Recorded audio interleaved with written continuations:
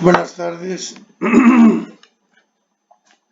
Para terminar con la materia, vamos a concluir con un seminario sobre el razonamiento cuántico, difícil, probablemente un poco largo, pero que os va a dar una visión general de cómo se razona en computación cuántica.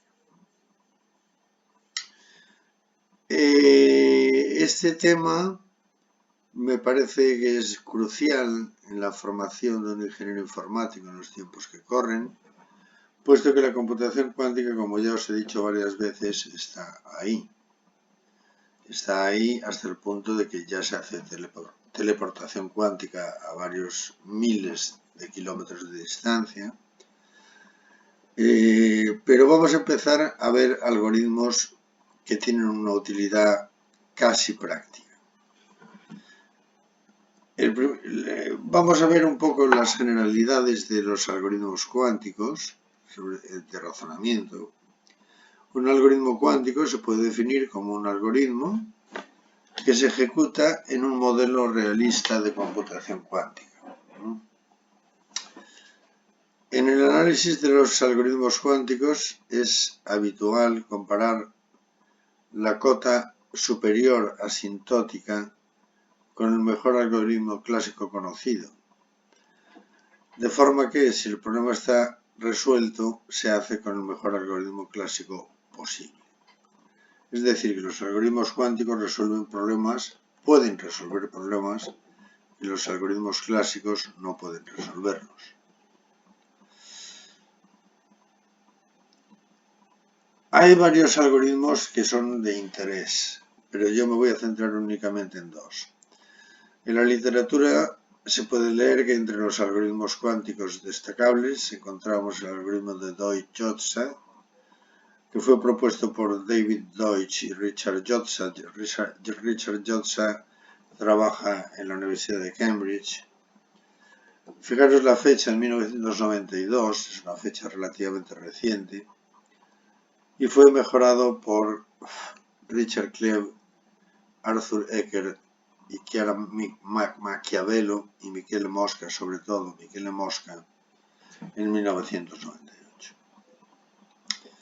Pero antes de empezar, no vamos a ver el algoritmo generalizado de Deutsch-Jozsa, sino que vamos a ver primero el algoritmo de Deutsch, que es el primer algoritmo cuántico que se utilizó para obtener inferencias válidas en un dominio válido.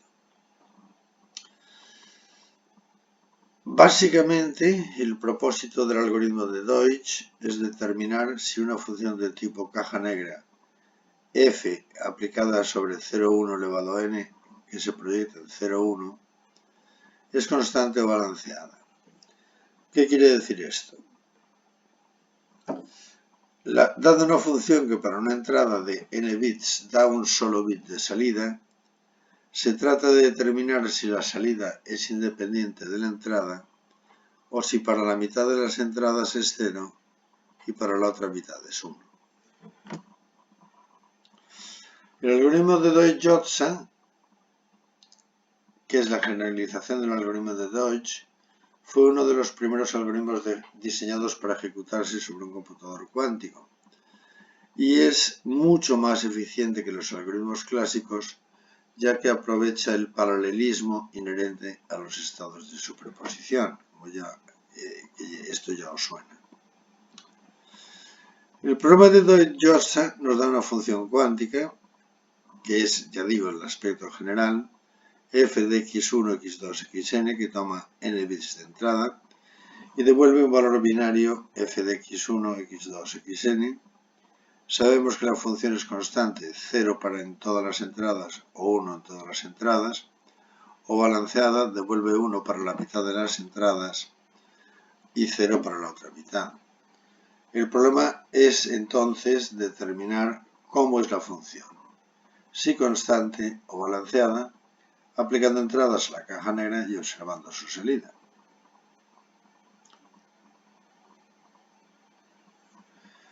Entonces, una vez establecido la definición del algoritmo de Deutsch-Johnson, vamos a analizar primero la versión del algoritmo para una función f de x de una sola entrada. Es suficientemente complejo como para montaros un lío en la cabeza, pero es muy interesante. Se llama el problema de la cara o cruz. Ya veréis por qué. Primero trataremos el problema desde una perspectiva clásica y luego haremos un planteamiento cuántico del mismo. Desde un punto de vista clásico, existen 4 funciones posibles que satisfacen los requisitos del problema. Por ejemplo, si la entrada es 0, la salida puede ser f de 1 de 0 igual a 0, o f de 2 de 0 igual a 0, o f de 3 de 0 igual a 1, o f de 4 de 0 igual a 1.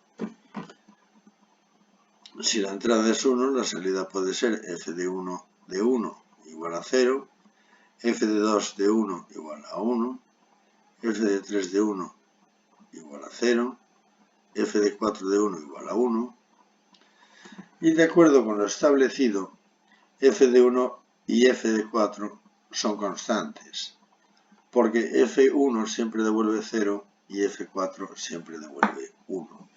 Fijaros ahí. F de 4 siempre devuelve 1 y f de 1 siempre devuelve 0. Mientras que f de 2 y f de 3 son balanceadas. Es decir, f de 2 y f de 3 devuelven 0 o devuelven 1 dependiendo de la entrada. Entonces podemos construir desde un punto de vista clásico unas funciones.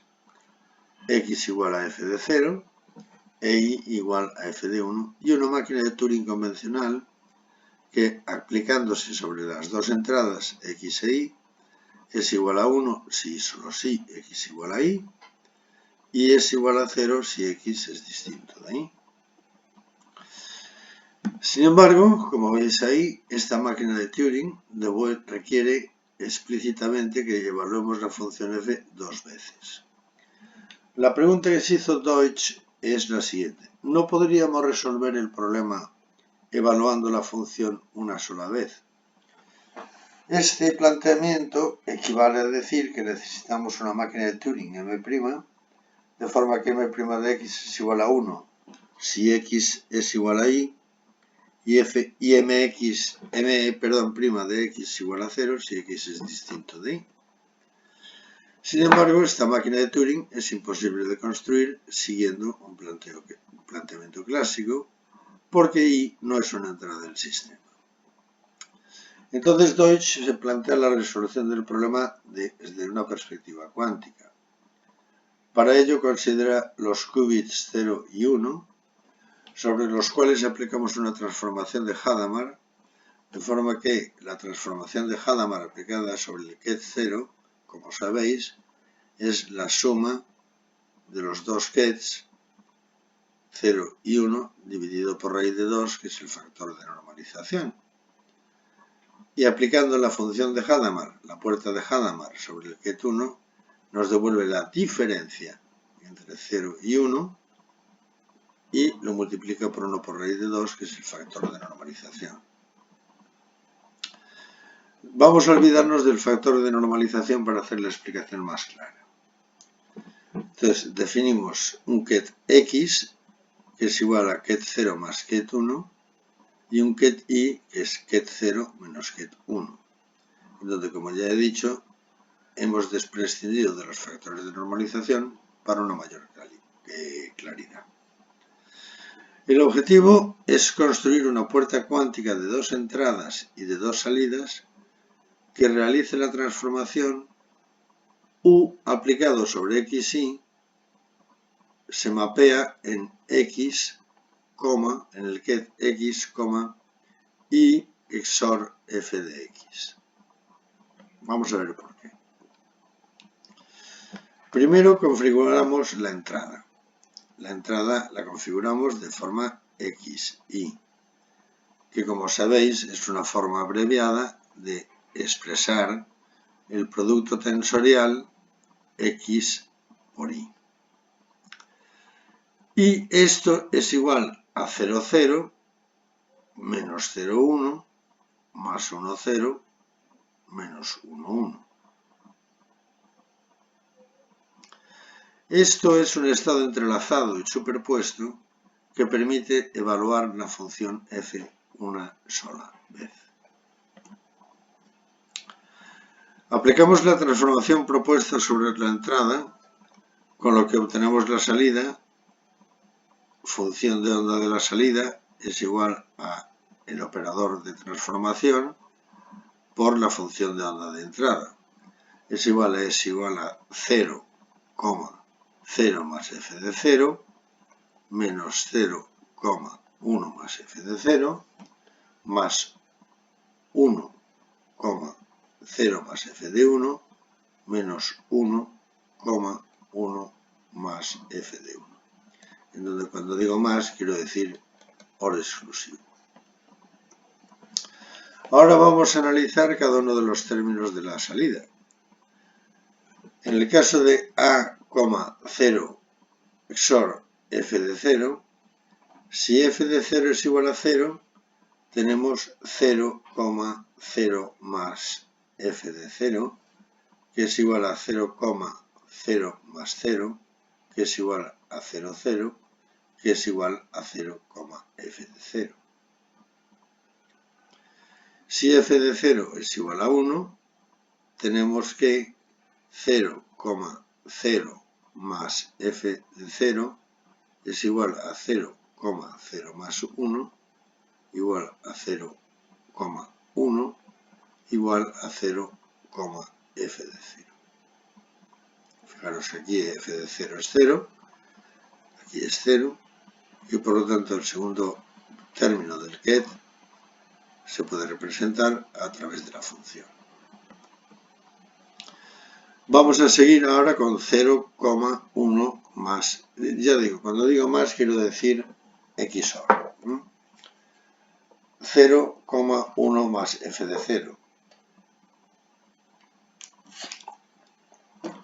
Si f de 0 es igual a 0, entonces 0,1 más f de 0 es igual a 0,1 más 0 igual a 0,1 igual a 0, not f de 0.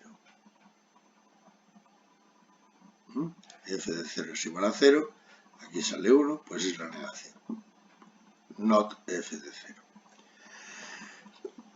Si f de 0 es igual a 1, tenemos 0,1 más f de 0, que es igual a 0,1 más 1, que es igual a 0,0, y vuelve a ser igual a 0, not f de 0. El tercer caso, 1,0 más f de 1, si f de 1 es igual a 0, entonces tenemos 1,0 más f de 1, que es igual a 1,0 más 0, que es igual a 1,0, que es igual a 1, f de 1. Y si f de 1 es igual a 1, tenemos que 1,0 más f de 1 es igual a 1,0 más 1, que es igual a 1,1, que es igual a 1, f de 1. Por último, si tenemos 1,1 más f de 1, si f de 1 es igual a 0, tenemos 1,1 más f de 1, que es igual a 1,1 más 0, igual a 1,1, igual a 1, not f de 1. Y si f de 1 es igual a 1, tenemos que 1,1 más f de 1 es igual a 1,1 más 1, que es igual a 1,0, y es igual a 1, not f de 1. Bien, de este modo, si aplicamos la función de transformación sobre la función de entrada, u de 0, 0 menos 0, 1 más 1, 0 menos 1, 1 es igual a 0,0 más f de 0 menos 0,1 más f de 0 más 1,0 más f de 1 menos 1,1 más f de 1. O lo que es lo mismo, es igual a 0, f de 0 menos 0, not f de 0 más 1, f de 1 menos 1, not f de 1. Y esto es igual, sacando factores comunes, al ket 0, producto tensorial del ket f de 0 menos el ket not f de 0 más el ket 1, producto tensorial del ket f de 1 menos el ket no f de 1. Y esta es la función de onda de salida. Aparentemente no hemos hecho gran cosa. Fijaros bien que tenemos que seguir evaluando f de 0 y f de 1. Pero recordemos que si f es constante, f de 0 es igual a f de 1. Por lo tanto, tenemos que la función de onda de salida es igual al ket 0 por el producto tensorial de f de 0 menos not f de 0, más 1 producto tensorial de f de 1 menos not f de 1. O lo que es igual a ket de 0, producto tensorial de f de 0 menos not f de 0, más 1 producto tensorial de f de 0 menos f de 0, igual a ket de 0 más ket de 1, producto tensorial de ket f de 0 menos ket de not f de 0. Lo único que hemos hecho ha sido sacar factor común, ket de f de 0 menos ket de not f de 0. Pero si f es balanceada, entonces f de 0 es igual a not f de 1. Y entonces tenemos que el desarrollo es exactamente el mismo. Y tenemos ket de 0, producto tensorial de f de 0 menos not f de 0, más 1 por f de 1 menos producto tensorial de f de 1 menos not f de 1, que es igual a 0 más 0 tensorial f de 0 menos not f de 0 más 1 por not f de 0 menos f de 0. O lo que es lo mismo, cambiando el signo de la expresión, será igual a ket de 0 producto tensorial de f de 0 menos ket de not f de 0 menos ket de 1 tensorial ket de f de 0 menos ket de not f de 0. Y sacando otra vez factor común, tenemos que ket de 0 menos ket de 1, producto tensorial de ket de f de 0 menos ket de not f de 0. Es decir, que con solamente evaluar f de 0 podemos saber si la función es constante o balanceada. Para ello, lo que tenemos que hacer es medir el primer qubit del estado de salida sobre la base 0 más 1, 0 menos 1, es decir, la base canónica pero girada. Deja de ser canónica, pero es una base como otra cualquiera. Si después de medir obtenemos ket de 0 más ket de 1, la función es constante. Y si obtenemos ket de 0 menos ket de 1, la función es balanceada. Por lo tanto, con una única medida, somos capaces de averiguar si el procedimiento es constante o balanceado. Una forma de implementar este algoritmo es a través del circuito cuántico de la figura, en donde introducimos un ket 0 por la línea cuántica superior, un ket 1 por la línea cuántica inferior, los hacemos atravesar por sendas puertas de Hadamard. Aquí actúa la función de transformación y luego una nueva puerta de Hadamard en la primera línea de computación. Y este es el circuito cuántico para el algoritmo de Dodge. Es importante darse cuenta que las puertas de Hadamard H son importantes para el desarrollo de algoritmos cuánticos en general y en particular para el algoritmo de Deutsch. Es muy importante también recordar que como puerta reversible, la aplicación en serie de H, la puerta de Hadamard, sobre un estado inicial nos devuelve el estado, sobre un estado cualquiera nos devuelve el estado inicial. Es decir, el producto de H por H es igual a la identidad. Sin embargo, su aplicación en paralelo, como es en este caso, nos genera el producto de dos estados superpuestos. Por ejemplo, H por H de 1 por 1 es igual a H de 1 por H de 1 igual a 1 raíz de 2 por 0 menos 1 por 1 por raíz de 2 de 0 menos 1 o lo que es igual a 1 medio de 0, 0 menos 0, 1 más 1, 0 menos 1.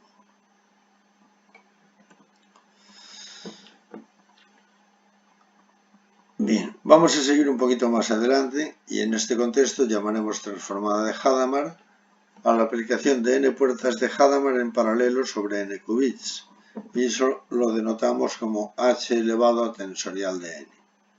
Por ejemplo, h tensorial de 3 sobre 0, 0, 0 habrá que interpretarlo como h tensorial h sobre el qubit 0, 0, 0.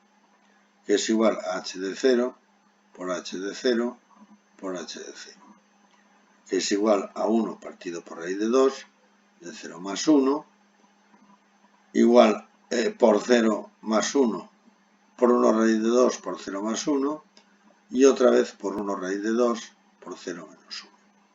O lo que es lo mismo es igual a 1 partido por la raíz de 2 elevado al cubo de 0, 0, 0 más 0, 0, 1 más 0, 1, 0, más 0, 1, 1, más 1, 0, 0, más 1, 0, 1, más 1, 1, 0 y más 1, 1, 1.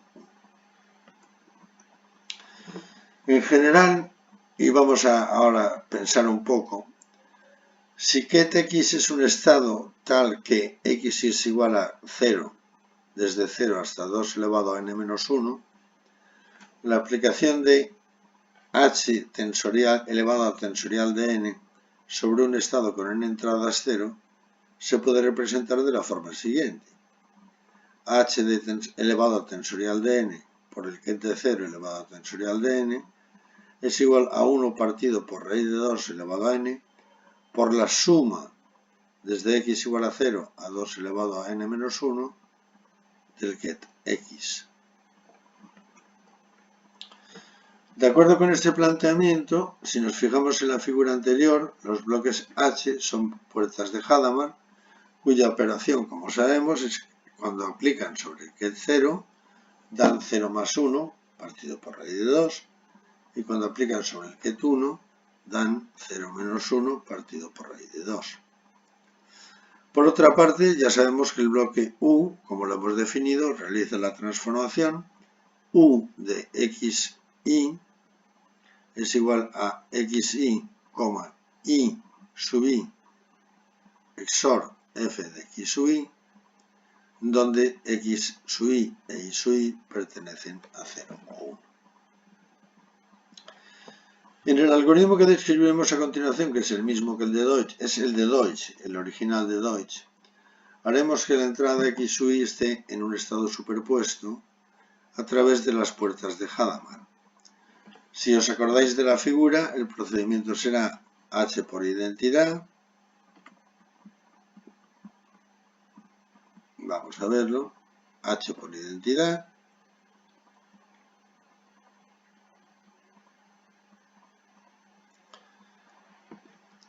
La operación U sobre H por H tensorial sobre el ket 0 y el ket 1. Y el algoritmo implica los siguientes pasos.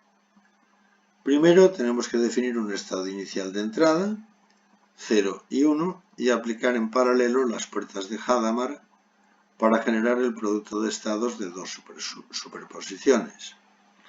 Luego aplicamos la transformación U al estado obtenido en el paso anterior y sobre este nuevo resultado se aplica una puerta de Hadamard al primer qubit, dejando el segundo qubit sin modificar.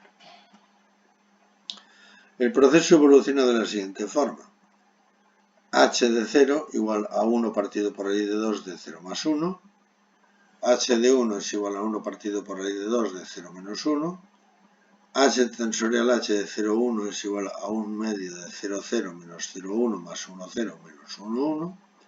Y ahora tenemos que aplicar la transformación U a este estado.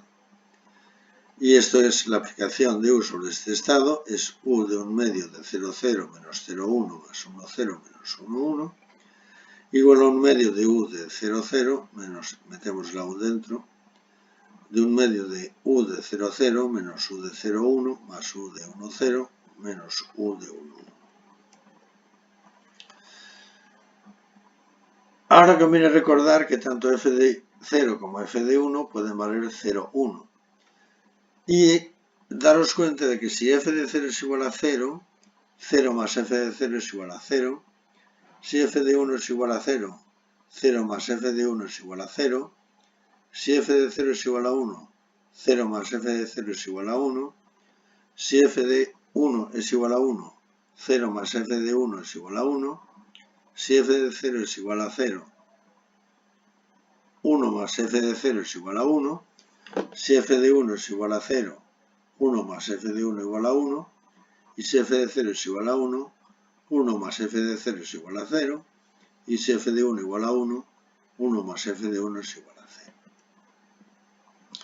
Si aplicamos ahora las transformaciones de Deutsch, tenemos que U de 0,0 es igual a 0, 0 más f de 0, que es igual a 0, f de 0, que es igual a 1 menos f de 0 por 0,0 más f de 0 por 0,1.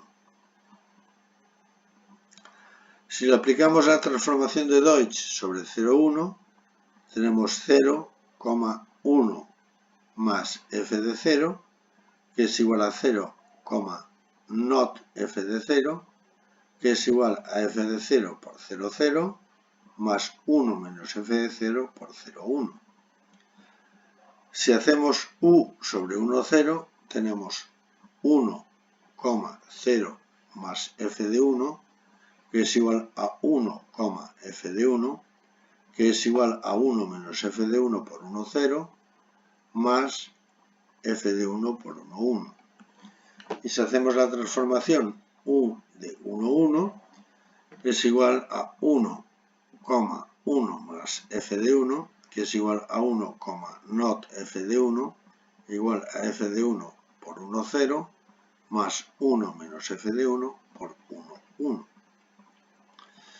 Si desarrollamos ahora la expresión completa, la transformación de h tensorial h por el ket 0 y por el ket 1 nos da igual a 1 medio de 1 menos f de 0 por 0,0 más 1 medio de f de 0 por 0,1 menos 1 medio de f de 0 por 0,0 menos 1 medio de 1 menos f de 0 por 0,1 más 1 medio de 1 menos f de 1 por 1,0 más 1 medio de f de 1 por 1,1 menos 1 medio de f de 1 por 1,0 menos 1 medio de 1 menos f de 1 por 1,1.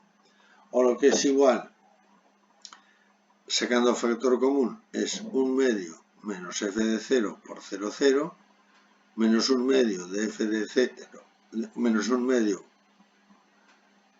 menos f de 0 por 0,1 más 1 medio menos f de 1 por 1,0 menos 1 medio menos f de 1 por 1,1.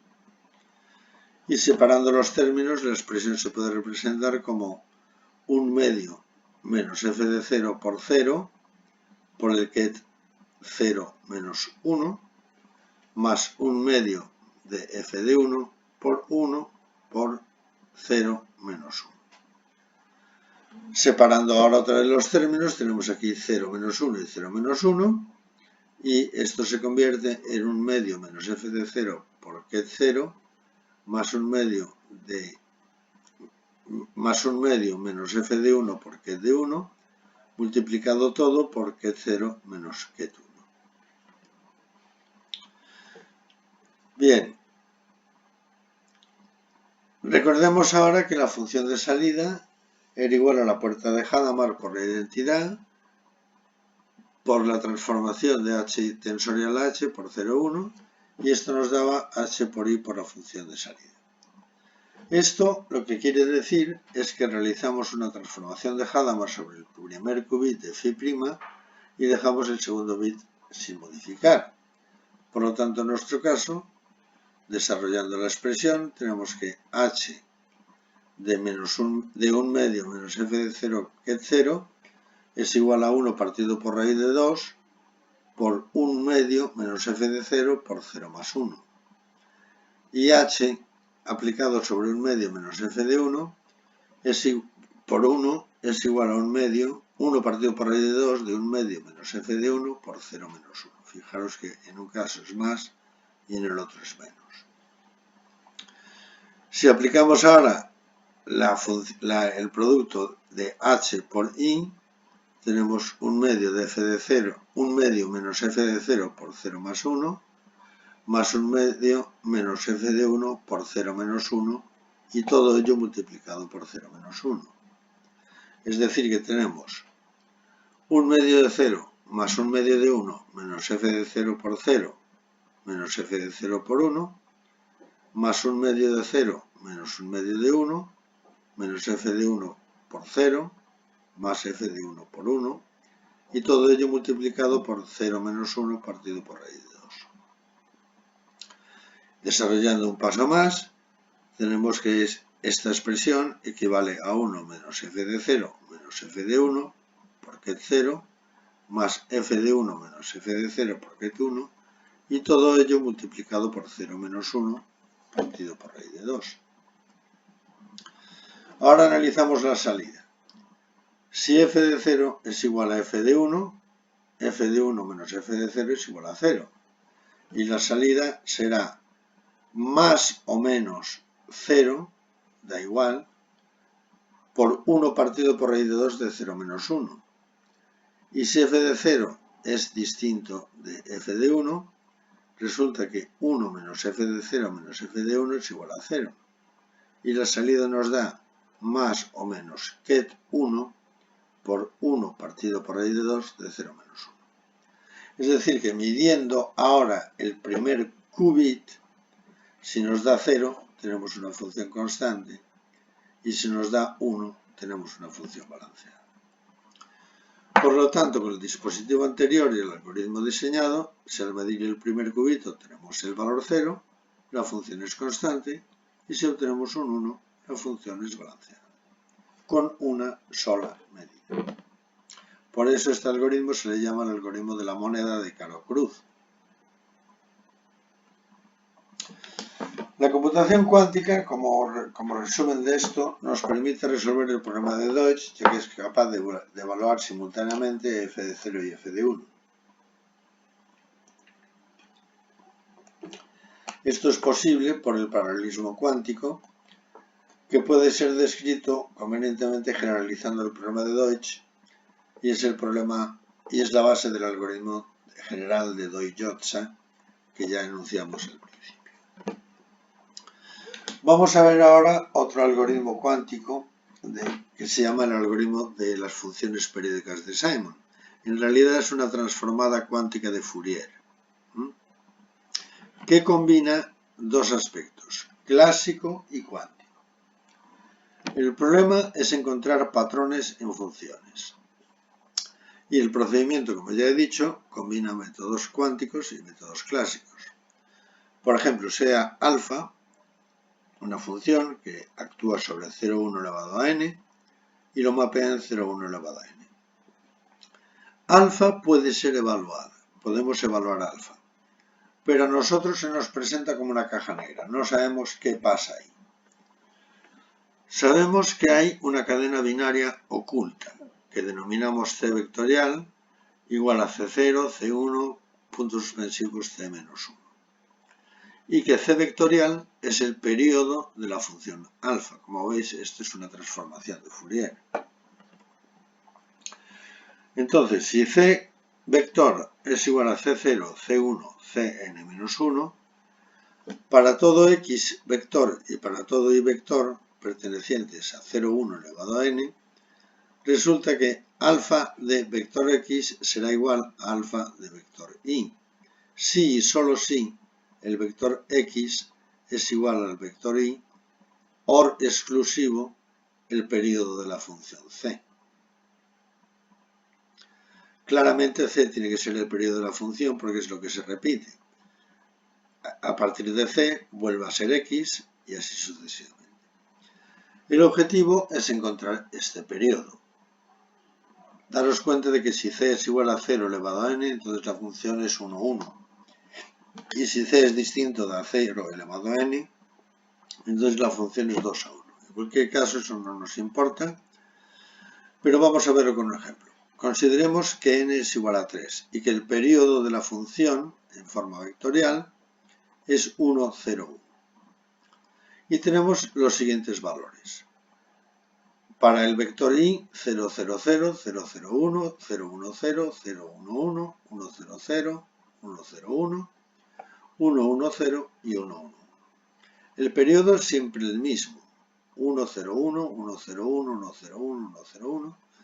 Y sabemos que x es igual a y más, or exclusivo c, que será igual a 1, 0, 1, 1, 0, 0, 1, 1, 1, 1, 1, 0, 0, 0, 1, 0, 0, 0, 0, 1, 1 y 0, 1, 0. Obviamente, alfa de 0, 0, 0 es igual a alfa de 0, 0, 1, que es la función. Alfa de 0, 0, 1 es igual a alfa de 1, 0, 0, que es la función. Alfa de 0, 1, 0 tendrá que ser igual a alfa de 1, 1, 1, que es la función. Alfa de 0, 1, 1 tendrá que ser igual a alfa de 1, 1, 0, que es la función. Alfa de 1, 0, 0 tendrá que ser igual a alfa de 0, 0, 1, que es la función. Alfa de 1, 0, 1 tendrá que ser igual a alfa de 0, 0, que es la función. Y alfa de 1, 1, 0 tendrá que ser igual a alfa de 0, 1, 1, que es la función. Y alfa de 1, 1, 1 tendrá que ser igual a alfa de 0, 1, 0, que es la función. Claro, si nos dan esto, no es trivial encontrar cuánto vale c. Entonces, la solución clásica pasa por evaluar alfa varias veces. Si para dos vectores x1 y x2 alfa es constante, podemos decir sin ningún lugar a dudas que x1 es igual a x2 más el periodo. Sumando x1 más x2, que es igual a x2 más c más x2, obtenemos el periodo. Vamos a ver cómo se hace. El número de evaluaciones con la solución clásica impone una restricción, que es que si alfa es de 2 a 1, tenemos que evaluar como mucho la mitad de las entradas para encontrar una repetición. Y si tenemos que evaluar más, entonces alfa es 1 a 1 y el periodo de la función es igual a 0 elevado a n. Por lo tanto, en el peor de los casos, el número de evaluaciones será 2 elevado a n partido por 2 más 1, que es igual a 2 elevado a n menos 1 más 1. Vamos a ver si lo podemos hacer mejor. En la aproximación cuántica, Simon propone la transformación unitaria, el algoritmo y el circuito que se muestran a continuación. Y el proceso debe repetirse varias veces. La transformación unitaria que propone Simon es aplicada sobre los vectores x e y en forma de kets, es igual a el ket vector x por el ket de vector y XOR alfa del vector x. Y el algoritmo es este dibujito que aparece aquí por I, que es esta entrada, por H elevado al tensorial de n por I, porque aquí no hay ninguna puerta, por US de H elevado al tensorial de n por I, H elevado al tensorial de n por I, por 0, 0, que son las entradas originales. Y medimos la línea superior. ¿Cómo evoluciona el algoritmo? El primer paso es 0, 0. El segundo paso es 1 partido por raíz de 2 elevado a n de la suma de x con c, perteneciente a 0, 1 elevado a n de x por 0, porque el segundo qubit pasaba por identidad, que es lo mismo que 1 partido por raíz de 2 elevado a n de x igual a 0 a 2 elevado a n menos 1, en donde x ya no es vector, sino es un string por el vector 0. Ahora el tercer paso implica 1 partido por raíz de 2 elevado a n de la suma de x perteneciente a 0,1 elevado a n por el vector, del vector x, ket x, por el vector alfa, ket de alfa de x vectorial. Pasándolo todo a strings, tenemos que es igual a 1 partido por raíz de 2 elevado a n de la suma desde x igual a 0 a 2 elevado a n menos 1 de ket x por alfa de x. Y el cuarto y último paso es igual a 1 partido por 2 elevado a n de la suma de x perteneciente a 0, 1 elevado a n. Fijaros ahora aquí lo que estoy haciendo. Estoy introduciendo una tercera variable, que es el vector z, perteneciente a 0, 1 elevado a n. Y esto es un truco muy utilizado en computación cuántica. Menos 1 elevado al producto escalar de z por x, de zx, por el vector z y por alfa de x, que es igual a 1, esto es vectorial, ahora lo pasamos a números, a strings, que es igual a 1 partido por raíz de 2 elevado a n, de la suma de x igual a 0 hasta 2 elevado a n menos 1, de la suma de z igual a 0 de 2 elevado a n menos 1, de menos 1 por el producto elevado al producto escalar de x por z, de z string por alfa x string. Bien, seguimos con el ejemplo para verlo un poquito más claro. N es igual a 3 implica que tenemos 0, 0, 0, 0, 0, 1, 0, 1, 0, 0, 1, 1, 1, 0, 0, 1, 0, 1, 1, 1, 0 y 1, 1, que son en string esto y en decimal esto. Sabéis que a mí me gusta simplificar con lo decimal. Entonces tenemos 0, 1, 2, 3, 4, 5, 6 y 7 y 0, 1, 2, 3, 4, 5, 6 y 7. El cruce de 0, 0 con 0, 0 nos da 0. Todos los cruces con 0 nos dan 0. El cruce de 1, 0, 0, 1 con 0, 0, 1 nos da 1. El cruce de 2 de 0, 1, 0 con 0, 0, 1 nos da 0. De acuerdo con el criterio que aparece aquí. Al evaluar la función alfa sobre 0 nos da 4. Al evaluar la función alfa sobre 1 nos da 1. Al evaluar la función alfa sobre 2 nos da 5. Al evaluar la función alfa sobre 3, recordar que alfa se podía evaluar. Lo que no nos decía claramente es cuál era el periodo. Alfa de 3 es igual a 7, alfa de 4 es igual a 1, alfa de 5 es igual a 4, alfa de 6 es igual a 7 y alfa de 7 es igual a 5. Ahora vamos a verlo con esta nomenclatura que se ha introducido yo. El primer paso implica introducir los vectores 0, 0. El segundo paso implica expresarlo en forma de número. Y aquí, si lo hacemos explícitamente, en el segundo paso tenemos 1 por raíz de 8, que es igual a 2 elevado a 3, de 0 más 1 más 2 más 3 más 4 más 5 más 6 y más 7, que es el valor de x, por el vector 0. El tercer paso, que era el paso en donde utilizábamos la suma, es sobre el vector x y sobre el vector alfa de x. Pero lo expresamos en forma no de vector, sino de string. Y entonces tenemos que f de 2, que phi de 2 es igual a 1 partido por raíz de 8, de 0 por alfa de 0, más 1 por alfa de 1, más 2 por alfa de 2, más 3 por alfa de 3, más 4 por alfa de 4, más 5 por alfa de 5, más 6 por alfa de 6, más 7 por alfa de 7. Pero recordar que alfa la podíamos evaluar.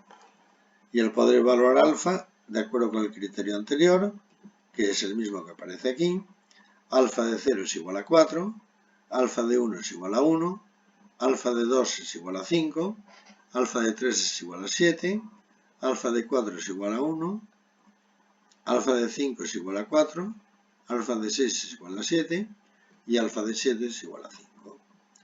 Aparentemente no hemos hecho nada tampoco. Pero ahora tenemos que desarrollar ese truquillo que os decía yo, esta z. Esta z lo que nos va a hacer es lo siguiente.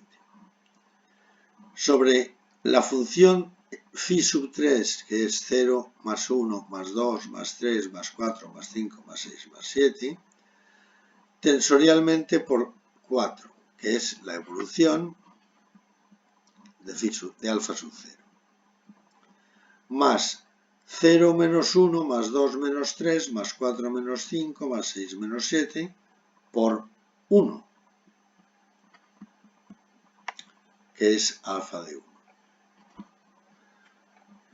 Más 0 más 1, menos 2 menos 3, más 4 más 5, menos 6 menos 7, por tensorial 5, que es alfa de 2. Más 0 menos 1, menos 2 más 3, más 4 menos 5, menos 6 más 7, por 7, que es alfa de 3. Más 0 menos 1, más 1, más 2 más 3, menos 4 menos 5, menos 6 menos 7, por 1, que es alfa de 4. Más 0 menos 1, más 2 menos 3, menos 4 más 5, menos 6 más 7, por 4, que es alfa de 5. Más 0 más 1, menos 2 menos 3, menos 4 menos 5, más 6 más 7, por 7, que es alfa de 6. Y más 0 menos 1, menos 2 más 3, menos 4 más 5, más 6 menos 7, por 5, que es alfa de 7. Fijaros que aquí hay una cosa muy importante. Los kets en decimal son siempre los mismos. Lo que cambian son los signos. Y además se alternan. De forma que podemos hacer lo siguiente.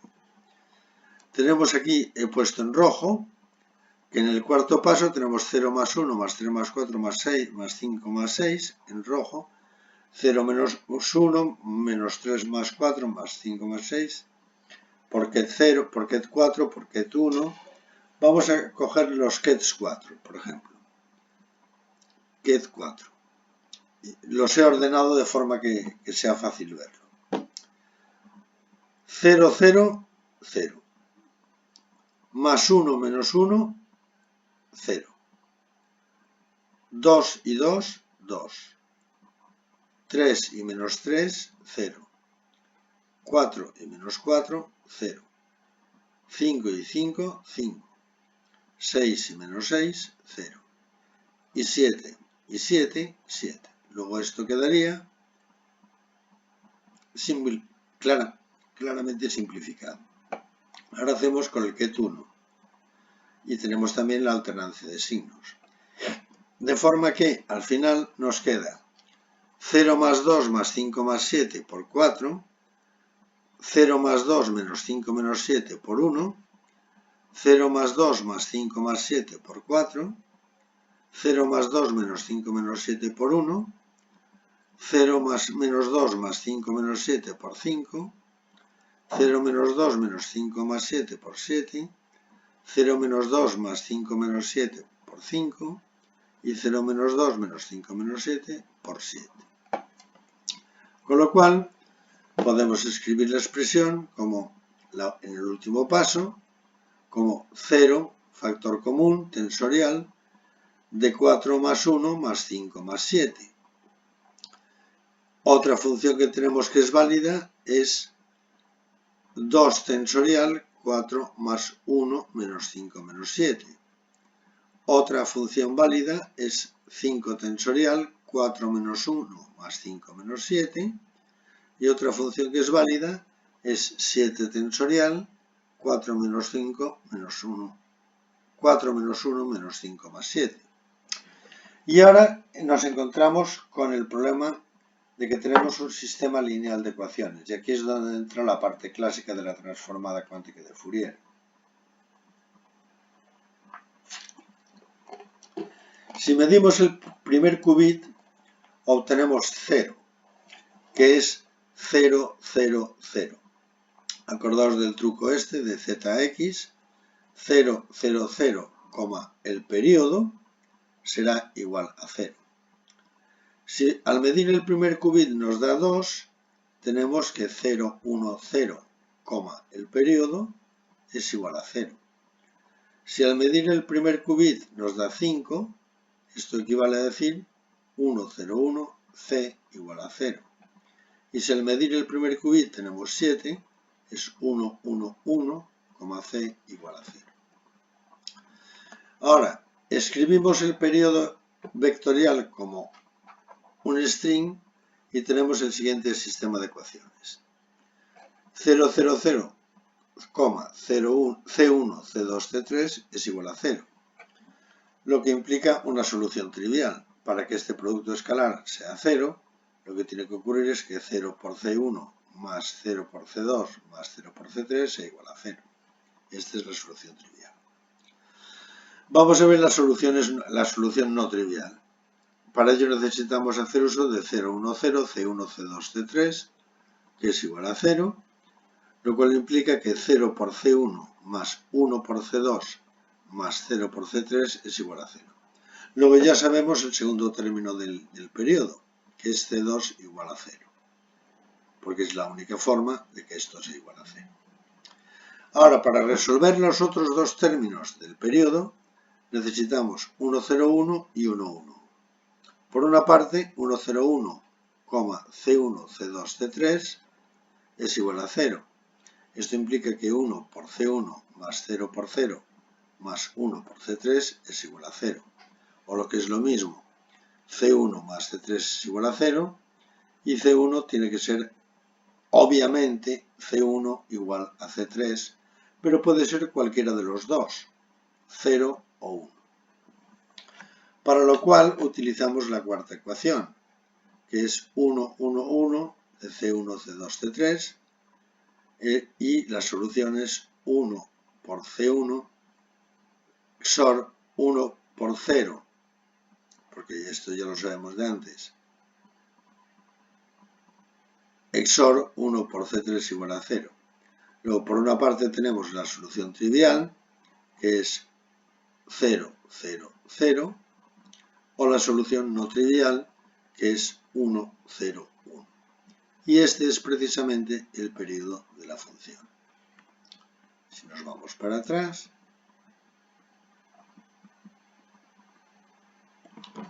(1, 0, 1) era el periodo de la función.